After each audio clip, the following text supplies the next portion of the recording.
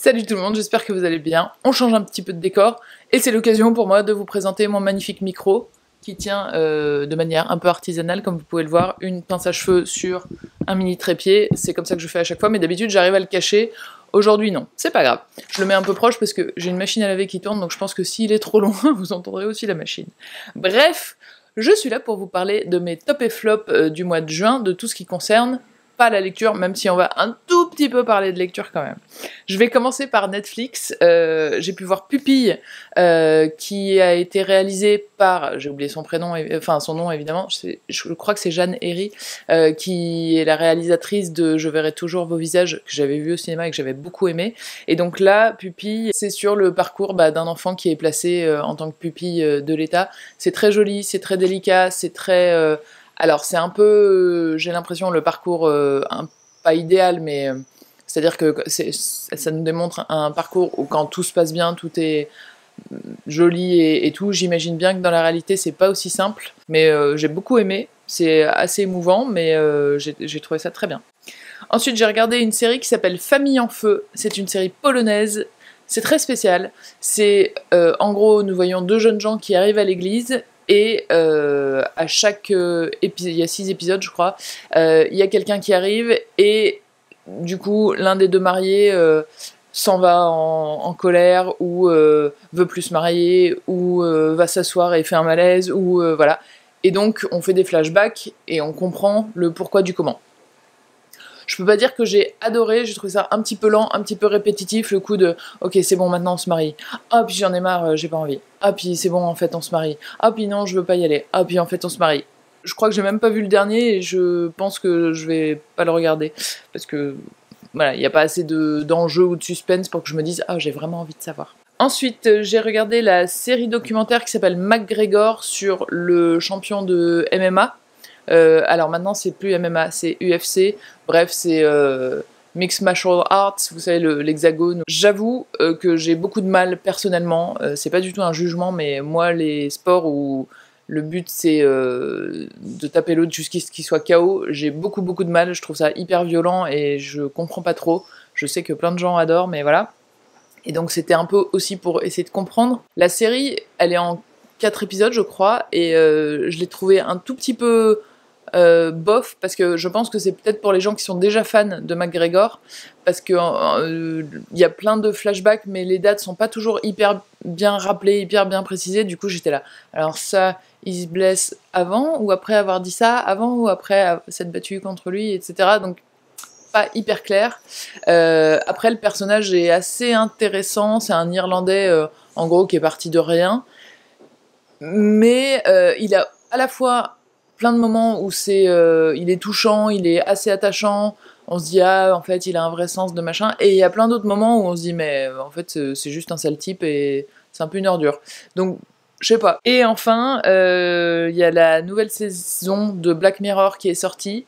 J'en ai regardé 3 et je ne vais pas regarder les autres parce que manifestement ils ont décidé de faire une saison où il y a des crimes, enfin c'est glauque, c'est affreux, c'est un peu, ça fait peur, c'est un peu faites entrer l'accusé façon Black Mirror. Moi j'aime pas du tout ça, j'ai trouvé ça hyper violent, pas nécessaire, et je pense qu'ils auraient pu faire le même style d'intrigue sans les meurtres affreux. Non, ça m'a pas plu du tout. J'en ai vu 3 mais je m'arrête là.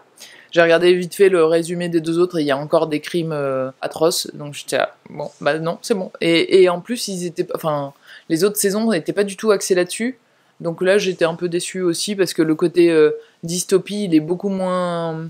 Dans le premier, à la limite, on est un peu sur du Black Mirror, même si je l'ai pas trouvé incroyable.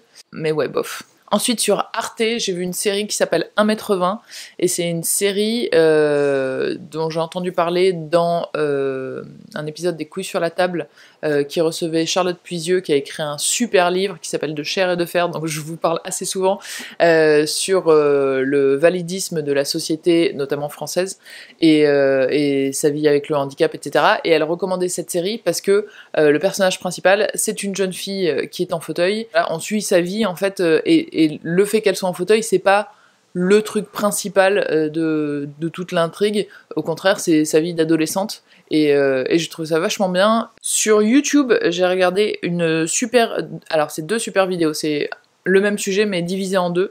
Et c'est de la chaîne Pop Culture Détective que je trouve pas mal. C'est pas la première fois que je regarde des vidéos de lui, mais ça faisait longtemps.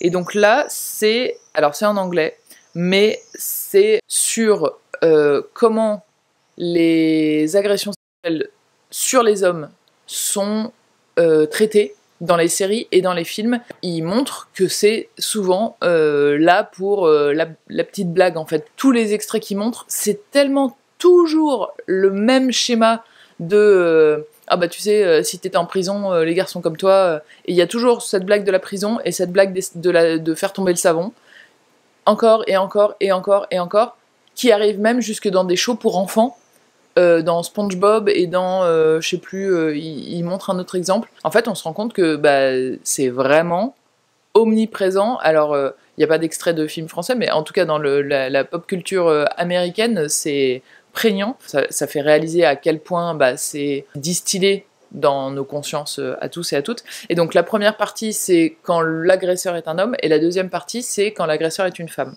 Et vraiment, elles sont très très bien faites. Donc si vous parlez un peu anglais, n'hésitez pas à aller voir, c'est hyper intéressant. Ensuite, je suis allée voir au ciné La Petite Sirène. Attention, je suis pas sûre que je serais allée le voir toute seule, j'ai accompagné une enfant, donc voilà. J'ai trouvé ça un peu long, ça fait quand même 2h10, donc ils ont rajouté pas mal de choses, plusieurs chansons.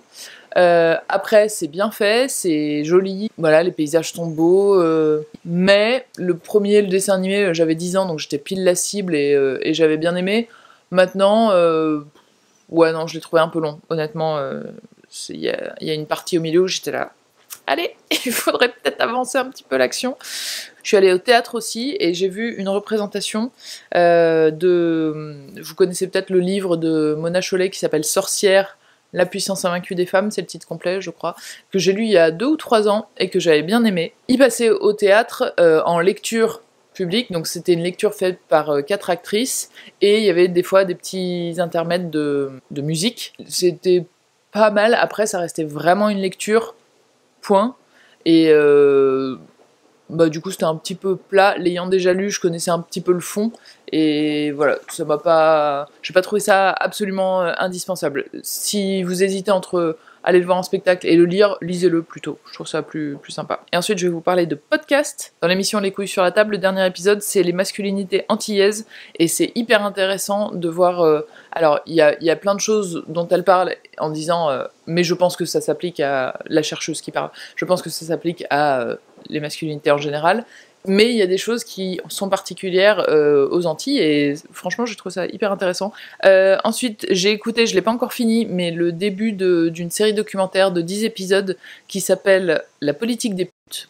Et c'est Océan, que j'aime beaucoup, qui a enquêté et est allé interroger plein de travailleuses du sexe différentes. Il revient sur la vision qui peut être dans les médias ou la vision dans la politique de ce que c'est et comment ça doit être réglé, comment ça doit être géré, comment ça doit être souvent éradiqué. Et en fait, en donnant la parole aux travailleuses, c'est beaucoup plus nuancé que ça. Je trouve ça hyper important de donner la parole aux personnes concernées et en les entendant, en fait, on se rend compte de à quel point les personnes qui décident des lois ou des fonctionnements des choses et les personnes que ça impacte ou dont c'est le quotidien sont complètement éloignés. On a l'impression qu'il y a un énorme mur de béton qui fait que il y aura pas de communication alors que ce serait quand même plus intéressant. Ensuite, j'ai écouté le podcast qui s'appelle Queer, mais queer avec un jeu de mots QU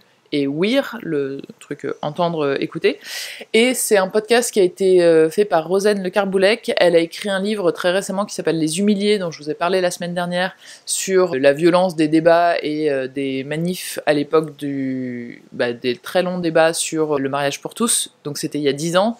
Donc le livre est sorti pour les 10 ans en faisant une sorte de bilan et il est très très bien, je vous le conseille. Et Rosane Le Carboulec il y a 2 ans avait fait, la dernière saison c'est il y a 2 ans, une série de podcasts où elle a interrogé Augustin, et Augustin c'est un enfant à l'époque qui devait avoir 9-10 ans, que ses parents ont amené pour défiler dans la manif pour tous, donc la manif qui était contre le mariage homosexuel. Et en fait, il se trouve qu'aujourd'hui, il a une vingtaine d'années et qu'il est gay. Et donc c'est son parcours, et en fait par juste l'existence de Augustin, ça met l'accent sur plein de choses différentes, que ce soit le couple, la famille, les débats de l'époque, la législation, l'évolution, le coming out, la honte qui peut apparaître, etc., les dissensions familiales. Enfin vraiment, il y a plein de choses qui sont abordées juste par cet angle-là, et je trouve ça hyper bien. Et enfin, la dernière, je suis tombée dessus complètement par hasard, c'est dans la série documentaire, c'est 4 épisodes sur l'histoire du skateboard. Et il se trouve que je vis avec quelqu'un qui fait beaucoup de skate, et donc on était en voiture, et j'entends « Et l'histoire du skateboard ?» J'étais « Ah, let's listen to that !» Et en fait, c'était trop bien parce que ça retrace vraiment des débuts, et moi on a appris tous les deux plein de choses.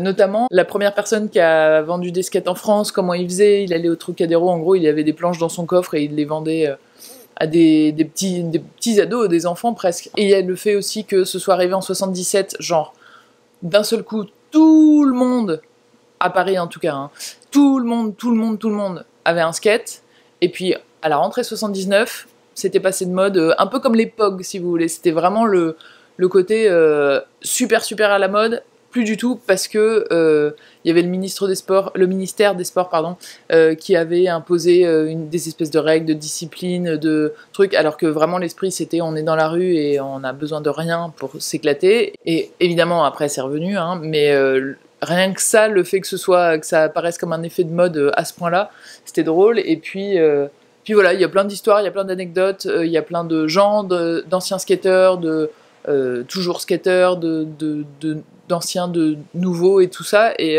c'était hyper sympa à écouter. Et la dernière chose que je voulais vous dire, c'est pour ça que je vous avais dit que je parlerais un peu de lecture, même si là je vous ai parlé un peu de livres quand même, hein, vous avez vu.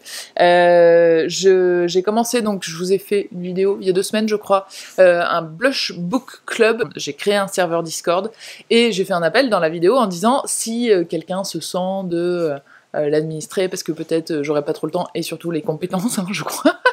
Il faut être un petit peu honnête. Et il y a Marilou, merci beaucoup Marilou, qui m'a écrit, et donc c'est Marilou et Noémie, c'est une équipe de choc, et je vous remercie 1000 fois parce que elles gèrent trop Discord, donc voilà, elles ont plein de bonnes idées, elles sont hyper enthousiastes et motivées, donc voilà, je suis très heureuse. Et donc sur Discord, on va faire un live qui sera probablement mercredi prochain. Si ça vous intéresse, alors si vous n'avez pas Discord et que ça vous fait peur, rassurez-vous, même moi qui ai des connaissances très basiques, j'y suis arrivée, donc voilà, c'est assez simple, c'est gratuit, et ça permet juste de dialoguer et de faire des lives aussi très facilement. Et si vous avez déjà un truc Discord, je vous mets le lien vers le serveur en barre d'infos. Vous pouvez très bien venir voir, et puis après vous sortir du serveur si ça vous intéresse pas. Mais donc on va faire un live mercredi soir d'1 heure, et puis pour les vacances, donc pour le mois, enfin les vacances, pour ceux et celles qui sont en vacances, pour le mois d'août en tout cas, on va faire une lecture commune. Donc je vous annoncerai le livre qu'on va lire tous et toutes ensemble le dernier lundi du mois de juillet. Je l'ai déjà sélectionné. Et en fait, sur Discord, il y aura, je vous le dirai probablement une semaine avant, on refera une petite séance d'1 heure en live pour que je vous le dise et qu'on puisse en discuter. Si ça vous intéresse, n'hésitez pas à aller voir le lien qui est en barre d'infos. Et puis sur ce, c'est tout. J'ai d'autres vidéos qui doivent arriver ce mois-ci. J'ai notamment la vidéo où je dois vous parler de ce meuble qui est derrière moi, et je vous en ai parlé il y a très longtemps en disant je prépare la vidéo, et j'ai complètement laissé flotter un petit peu, mais j'aimerais bien vous montrer l'élaboration et comment on l'a construit. Je vous souhaite une très belle semaine, et n'hésitez pas à me donner vos recommandations, que ce soit Netflix, ciné, théâtre, tout ça, dans les commentaires. Ciao!